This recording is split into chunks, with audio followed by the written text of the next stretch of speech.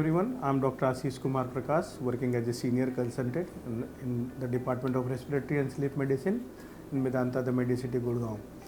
So, if you want to know regarding the smoking, part of smoking, that can be either first hand smoke or second hand smoke or third hand smoke itself.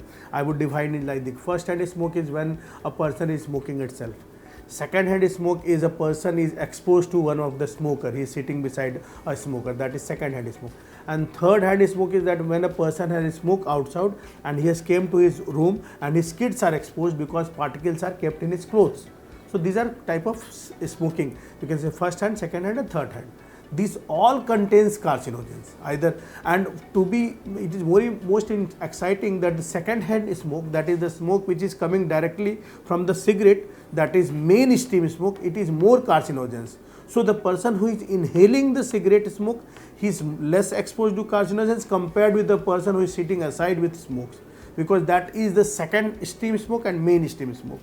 This all you can say either it is vaping or hookah or cigarette or bidi or you can say any form of cigars. These all causes the only thing, I think the most important thing regarding all forms of this smoking, that they contains nicotine, and nicotine is the demand of it is the physiological demand of our body.